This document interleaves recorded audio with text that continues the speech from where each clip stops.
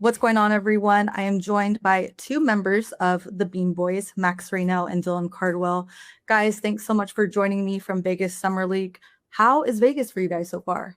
Vegas been pretty good. I mean, I think it's our second year coming around. The amenities have improved. We now have a weight room right next to our training course, so that's kind of nice. And Vegas is Vegas. Obviously, a lot of teams are here, a lot of games in a short amount of time. Especially for Dylan that also played the Cali Classic. So, it's a lot of reps, big strain on your body, but at the same time, great opportunity to improve. Yeah. No, I'd just add on to that. It's a great learning experience, especially for, Max Neek and I, just to get reps, obviously playing together, but also leading these young guys, going into our second year, we're not rookies anymore. And so we can't tuck our tails. It's time for us to really, be vocal, and, I guess hold the team accountable when things are going great. And so it's been a great time just to get reps of being great vocal leaders. Absolutely. And Nick was asked about this the other day, how to get fans more involved with the Bean Boys. I think he suggested wearing sunglasses inside the arena. Do you guys have any suggestions or ideas?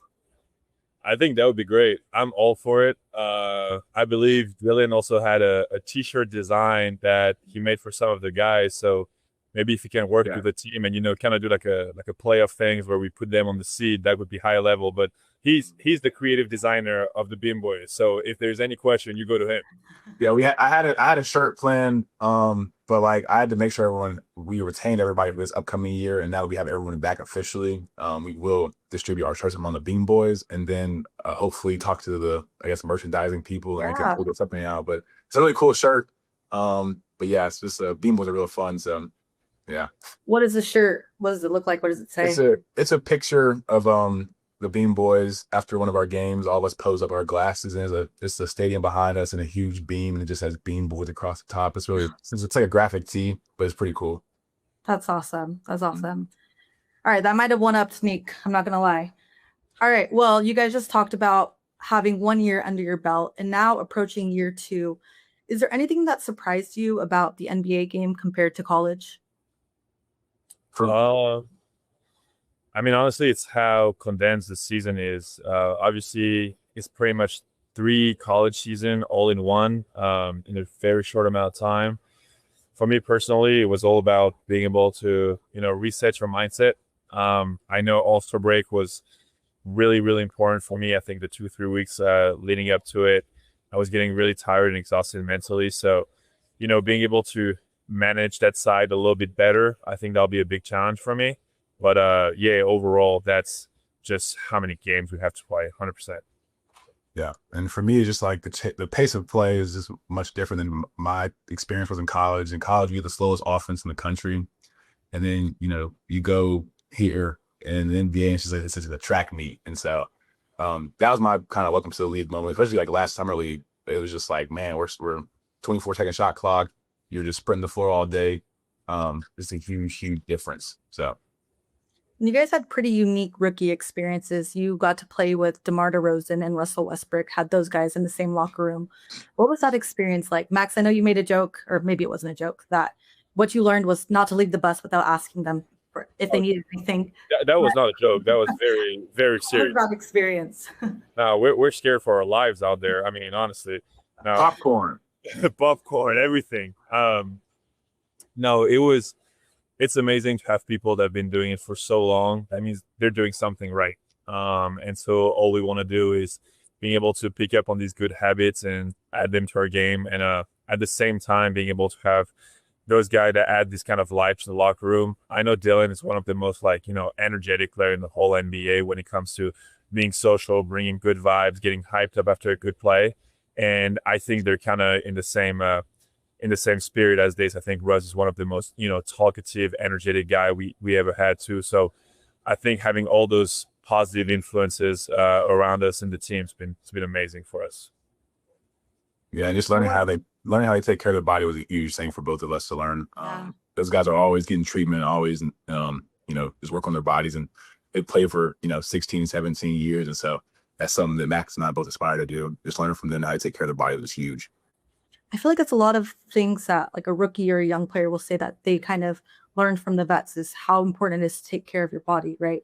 But I want to ask you about another one of your teammates, and you guys just mentioned him, Precious Achua, the third member of the Bean Boys. How did that kind of come about? Because it was the rookies and then the vet. And what is your guys' kind of relationship like with him, and how excited are you to have him back next year in SAC? Yeah, I'm super excited to have him back. I don't know how he came along with the Bean Boys, but he added the glasses, and I feel like the glasses is like the most important part. And it's like, you know, Bean Boys without the glasses. There's just one random game, we had glasses going on. And it was like, wow, this is actually like really cool. And so I'm super excited to have him back. He's a great teammate, just a good guy to be around, and obviously a great Bean Boy. We just like guys that are buying into the culture that, you know, Max, Neek, and I are trying to set up. And just like I said, he's just a fun guy to be around. He said it all. I agree. And what about your guys' relationship? How has it evolved over the past year? Because some people could view it as, you know, essentially you guys are competing against each other for minutes on the floor. But how do you guys kind of maneuver that dynamic? Yeah, like coming in here together, it was just like, man, like we understood that obviously it's a job, quote unquote. But at the end of the day, like Max doing great doesn't help me, but doesn't make me lose my job, and me doing great doesn't make Max lose his job. At the end of the day, we're still on the same team. And I actually had a similar experience at Auburn with a player named Janai Broom. Learning to share a court with a high caliber big. I've already went through this experience before, and like being salty or being, you know, frustrated at other people with success makes no sense. It brings them glory to God, but also it's just like it's hurting the team. And you know, Max and I celebrating each other has helped our relationship evolve so much. And like it's fun when he hits a floater, and then when I hit my floater, Max is the first person standing up on the bench doing this. And so every time the starting lineups, whenever his name is called, we do this, and like it's the Eiffel Tower. It's the closest thing we can get to. It's the closest thing we can get to it. But again, it's just fun, you know, having a teammate, but also a guy, like I said, we came in this league together, in the same rookie class, and it's like we want to be the guys that help turn this franchise around. And we're going to do whatever it takes to get there. So that's kind of our whole mindset, is how can we together, you know, turn this thing around. And I mean, I would even add to this that about setting the culture and setting how, like, what kind of intent we want to have at each practice and each game. I think Dale is the prime example of that. I mean, coming in like on a two-way undrafted and then getting pretty much 4-year deal after that, being able to be switched to a standard contract. I mean, that's just a testament to like all the work and like all the commitment he has towards his team. And I think that's something that you just have to respect and you have to admire. So he really inspires me on a daily basis. And also even beyond that, on a like purely basketball standpoint, I believe he's one of the most physical and like best defender in the NBA. And that's something I need to improve my game on. So I'm kind of learning from him. And then in the same way, like maybe I like my little floaters and my little like touch shot like this. I feel like that's something he's been adding to his game lately too. So we kind of off each other's game like that. And I think it's just a positive relationship. It's like iron sharpens iron, and it's been the best. Yeah, that was very well said. We're definitely learning from each other. Like Max has one of the best photos in the league. So it's like, man, it's fun. So yeah, Max did it perfectly. We're learning from each other, and iron does sharpen iron. So it's been a fun experience. I love that. You guys are so much fun to watch, and it's nice to hear that you guys have such a great relationship on and off the court. I want to get into my next subject, which you guys just kind of touched on, leadership. You both have been very vocal about expanding into a larger leadership role in year 2. So first, I want to ask you guys, why is that important to you, and what does leadership mean to you? I think just the way our team is going right now, we had, 3 young guys last year. We're having 3 more young guys this year. That's almost half of the team already. So if the young guys that, quote unquote, will be the future of the team later on don't try to buy in and don't try to set their own culture, we can go far. I mean, we have a guy that, been to multiple Final Four, won championship in college. He knows what it takes to win. And clearly, if you don't have a self-starter culture, there is no way for you to get it going. Your coaches can never do so much. Your GM can never do so much.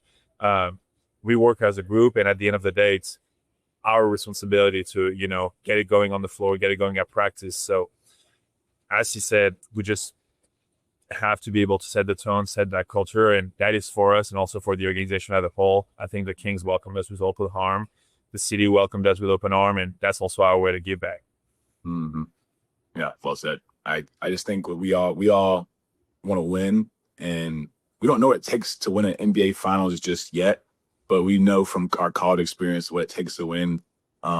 and the attributes that it takes to win. And so it's like we're all trying to help hold each other accountable to do the things that attribute to winning. Yeah, and I want to go back to something that really stood out to me, Dylan, that you said after the Nets game earlier this week. First of all, we have never seen you like that. Max just said, you're one of the high energy guys, high vibe guys. And, you called your team soft. You said, you got punked. But what stood out to me was you said, we're trying to build something for next year. Winning for you guys in Sacramento means a lot, I assume. Winning for this franchise, this fan base, this organization. Why is that? Why do you guys feel like you guys are the ones that need to set the tone to do that? Well, that's what Scott Perry brought us to do. It's very rare that a GM on his first year, has that many draft picks and bring that many guys in. And his first choices were Meek, Max, and I. And we don't take that very lightly. We know that with us three, that he was trying to build a foundation of what he wants to do. And so we kind of feel like it is our duty, not just to Scott Perry and BJ Armstrong, but also to the city of Sacramento of like, hey, like this is this franchise's next phase of what we're trying to do. And winning in Sacramento means a lot because it's just like, obviously you hear about the 16-year drought. Everyone talks about the Beam team in 2022, 2023. But it's like, what can we do? What can our group do to help maintain a level of success, playoff success, hopefully final success in Sacramento? Sacramento is a great city. They're a very loyal fan base, but like we want to attribute to winning. We want to win here, and I don't want to win anywhere else. But like, again, it just goes back to we were Scott Perry and BJ Armstrong's first choice, and we don't take that very lightly. Yeah. And I'll even just add a little touch to this. Doug Tristi, who is our head coach right now, was one of the guys that, led this like 2000 team to like one of their better runs in the playoff for the past couple of years. And on a personal level, whenever I like get to meet in his office at the facilities, there is this one big poster of like Sports Illustrated, which their starting five. And I don't know, it just inspires me and like to see guys that like have done it in the past. And as Dylan said, like they have been a drop ever since. I think it would be awesome for us to be able to, bring it back like a whole generation later. And as competitors and as basketball lovers, that's also our duty, So that's what we're trying to do. Yeah, I think it's easier to lock in when you see a coach or you play for a coach that's been there and done it, right? For sure. Now, you guys just mentioned Doug Tristi, Scott Perry, BJ Armstrong. What were the exit interviews like with those guys? What kind of messaging did they tell you as you guys enter year two? Yeah, just really being more vocal, being a leader. I think I had mentioned like, we had great vets last year, and it was like I wanted to figure out how we could, have like, I guess a more vocal system going on. And they're just like, why not you? Why not you and Max and Neek? And I was like, I mean, we're going on our second year, but it's like, yeah, so what? So like, again, the excuse of being rookies is not there anymore. And that's kind of like what was kind of told to me in my exit interview was just like, it's a great season, but how can we build upon this, especially from a vocal standpoint? Because they understand to our draft class, to me, Max and Neek's draft class, how important those 6 pillars are and how important it is to be professional, accountable, team-oriented, and physical and compete. Like they understand that meant a lot to us, and how can we instill that on the next group of guys? And so, because they're just like, hey, we're bringing in, 3 more young guys, and we need someone to talk to them. We need someone to help them learn the way. So. Absolutely. I mean, he's right. And actually, we just had a dinner with all the young guys and the second-year guy here in the summer league. So I think that's also the start of, us building that chemistry and us being able to hold each other accountable. I do believe having great relationship off the court is also what's makes us able to, lead by example and being more vocal on the court. But Dylan said it very well. Like they empowered us to lead it, start it, and now it's our job to do it. Last one for you guys, because I know you guys got to go, but is there a rookie that stood out to you the most so far, or, someone that you've enjoyed playing with the most? I think they're all like equally stand out in their own way. Alex is just a winner. Before his ankle sprain in that practice, I mean, he dove on the floor in our first practice. He was the first one to the floor. Again, that's the stuff you talk about, like his character. You see, he wants to win. I mean, Emmanuel, every single play, I mean, goodness gracious, he's just playing his tail off on defense. He's making hard shots on offense. And then obviously, like, Darius is one of the best rookies in the draft class, like, great offensive talent. And the thing I love about him most, I don't think is like brought up, is like how he wants to be coached and how he wants to learn.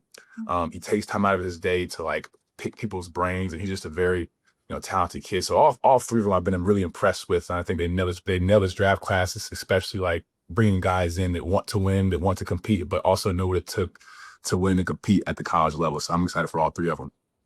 Yeah, I mean, I couldn't agree more. I did not have as much time as Dylan did with them, but one of the first things that, jumped out for me was how competitive they all were. And they're all different way, some may be more vocal than others, some may be more physical than others. But at the end of the day, they all contribute to winning in their own way. They're very complementary, and that's what we need. So super excited to play with them next year. Super excited for them to be Kings. And I really hope the future is going to be bright for each and every one of them. All right, Dylan, Cardwell, Max Raynaud, thank you so much for your time. I know you guys are busy. Enjoy the rest of your off season as much as you can, and best of luck in year 2, you guys. Thank you so much for your time.